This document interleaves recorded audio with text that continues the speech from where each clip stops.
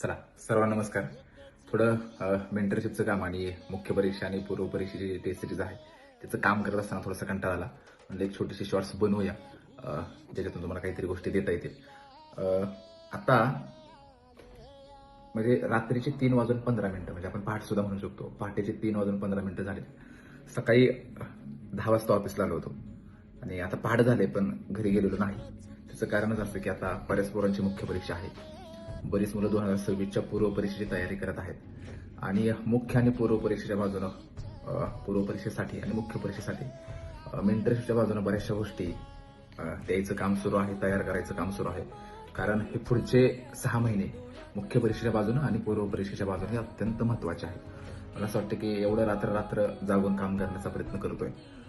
तितकीच मेहनत मला असं वाटतं की तुमची असली पाहिजे. कारण तुम्हाला एवढं देण्याचा प्रयत्न करतोय, तर ते घेण्याची ताकद तुमच्याकडे असली पाहिजे. ते मनापासून घेऊन ते करण्याची ताकद तुमच्याकडे असली पाहिजे. कारण हे वर्ष तर फारच महत्त्वाचं आहे. आता बऱ्याच जणांचे निकाल थोड्याफार चुकांमुळे जाताना मागच्या काही दिवसामध्ये मी बघतोय. तर त्यांना होत असलेला त्रास, त्यांना वाटत असलेलं वाईट, ह्या गोष्टी जाणवत आहेत. पण त्याला आता पर्याय नाहीये. जे झाले ते स्वीकारून, चुका टाळून पुढच्या प्रवासाला लागायला पाहिजे. ठीक आहे. सगळ्यात महत्त्वाचं आहे की चुका झाल्या तर मार्ग सोडायचा नसतो. चुका सुधारून त्या मार्गावरती चालत राहणं फार महत्त्वाचं असतं आणि जो माणूस यशस्वी झालाय त्यानं बऱ्याचशा पायऱ्या या अपयशाच्या चढलेल्या असतात. त्याच्यामुळं यशस्वी व्हायच्या आधी अपयश पचवण्याची क्षमता आपल्याकडे असली पाहिजे.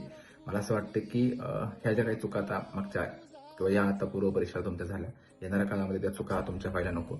मुख्य परीक्षेच्या बाजूने सांगतो की अत्यंत महत्त्वाचे दिवस तुमचे सुरू आहेत. खूप मनापासून अभ्यास करा, नियोजन करा. छोट्या छोट्या गोष्टींची काळजी घ्या. वेळ वाया जाणार नाही या गोष्टी सांभाळा. आणि जे पूर्व परीक्षेची तयारी करत आहेत त्यांना पुन्हा एकदा तेच सांगतो, आयोगाची चौकट सोडू नका. जास्तीत जास्त रिव्हिजन, PYQ, टेस्ट पेपर या सगळ्या गोष्टींची कशी काळजी घेता येईल ते घ्या.